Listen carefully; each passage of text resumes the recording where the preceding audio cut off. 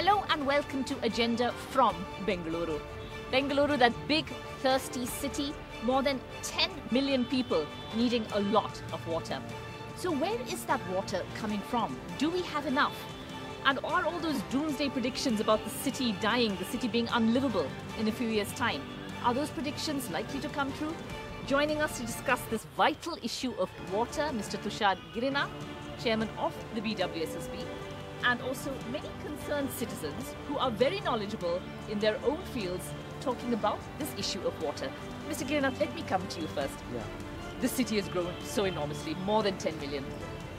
Where does Bengaluru get its drinking water supply from mainly? Yeah. Our major source and the only source is Kaveri. Kaveri water? We pump it from a place called Halli. We get water from two dams on the river Kaveri and its tributaries. So we get major from the KRS dam and some water from Kabini. Now that is more than 100 kilometers away. Yeah. Which is really tough for a big city. Yeah, it's quite a distance from where we are pumping. So we spend around our 50% of our revenues on the electricity bill to pump that water and to purify it and to bring it here and to distribute. Yes. So it is one of the cities which is away from the river and river bank. So we face this problem of bringing water for such a long distance. Yes. And similarly, we also face the problem of disposing. Do we have enough?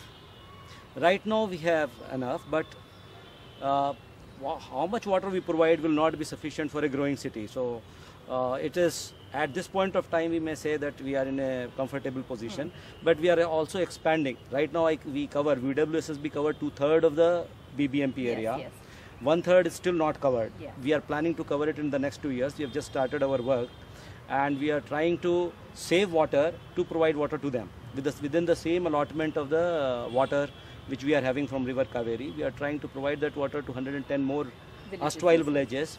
So that villages will which have been swallowed by the city. So that will put some sort of pressure on the areas where we had been traditionally supplying water, because we have to now distribute it in a bigger area. So that we are trying to do through various means. We are trying to reduce the leakages, the unaccounted for water we are reducing.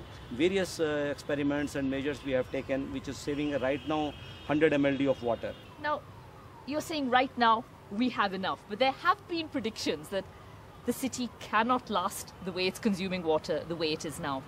Do you think there's cause for concern? Right now he's saying that we are comfortable, but do you feel that the city is in trouble? Professor T.V. Ramchandra of the Indian Institute of Science. Actually, when I look at on the ground, see, whatever the official speaks is one part of the story, which may not be true on the ground.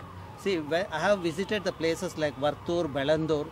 There is no water. The tanker mafia is ruling this one. You know, people have to pay 1,000 rupees, and this tanker mafia, they collect the water from the lake without any treatment. They are supplying to the people. From those famously polluted lakes. Yes, Bengaluru and Vartur, they are supplying it to the local people.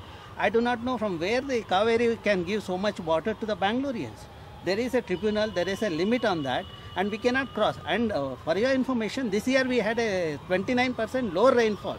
The yield is less in Kaveri. We cannot sit in Bangalore and say we have enough water. I think we need to take a stock of the thing and we need to have an immediate intervention. You know, decentralized rainwater harvesting is the solution, and also we should not think about transferring water, wastewater to the river or ocean. We should treat it and reuse it. See, I do not get the water regularly. My institute is supposed to get 24/7 water. I am not getting it regularly. See, if that is a condition in a premier institute like IISc, what about common man? So IISc, India's best university, not getting water all the time. Rainwater harvesting. Now, Mr. A.R. Shivkumar, when we think of rainwater harvesting, we think of you. You've not had a water connection at home for how many years now? Last 22 years, I'm living in Bangalore. For my entire family, we live on rainwater. Can everybody do that, or do you have to be Not everybody, because there are so many constraints in that. One is the size of the plot and the roof area, plus also the way they have to construct, the cost involved. So all these things, there are some constraints. But everyone can do rainwater harvesting to a certain extent, where you can save the Kaveri water which is coming here and being distributed, so that it can be distributed for a larger group of people. And conservation is also a part of that. How much does borewell water account for? Nobody knows. IISc has done some studies. They have said that it is around 550 mld, which is quite huge. We have put it around 300. The reality may be somewhere in between. So a lot of groundwater is being exploited, and our professor, what the area he was mentioning, actually that is just outside our area of service, which now we are bringing within our service network. So there is huge dependence on groundwater in Bangalore city. In our core area also, where we are servicing, there are supposed to be 3 lakh borewells, 3,35,000 borewells.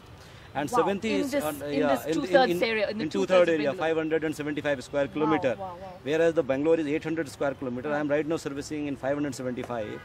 3,35,000 private borewells are there. Private borewells. And 8,000 borewells have been dug by BBMP, which have been handed over to us. Yes, yes. Out of that, 1,000 are defunct. So maybe that's around 400 MLD water is coming from all such groundwater exploitation. So, depending on a river 100 kilometers away and also having to depend on borewells, Mr. Vishwanath, this kind of, the numbers of borewells and numbers of private borewells, it's kind of amazing. Now, what does this do? Does Bengaluru have enough groundwater to really survive this? It's fast running out of groundwater, especially in the peripheries. 4 lakh borewells is the number that was last approximated about 4 years back, so it would have gone higher.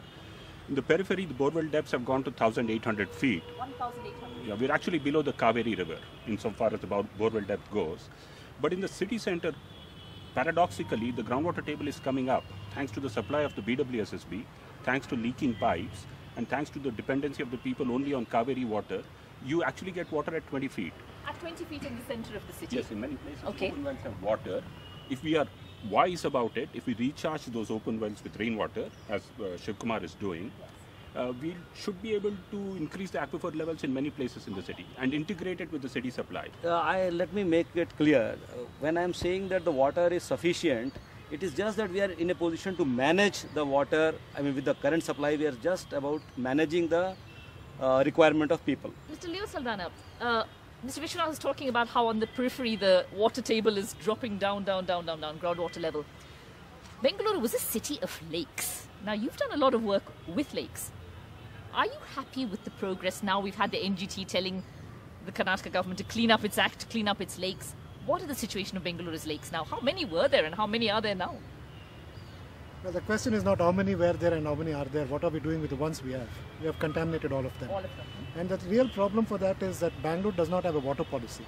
If you look at planning of Bangalore, which is now going on for 2031 horizon, which is a dozen years from now, the population projected is 2.3 crores for the city. We have crossed 1 crore. And I heard Mr. Girinath say that 2/3 of Bangalore's civic covered areas are given water from the water supply board. I live in the peri-urban area, and I have lived always in the peri-urban area, and I have never seen Kaveri, right? And that's the fate of half the population of Bangalore. Sometimes I think administrators should do sociological analysis, not just go by metering the water So which it's comes through. borewell water? You meet your needs through borewell water? We do have a supply of borewell in my neighborhood, but Shiv Kumar will agree that I have the largest water storage of rainwater for any house in Bangalore. Because when we build the house, we have 1 lakh liters of water storage. So that way we protect ourselves for almost 8 months. We also have a large garden which depends on that.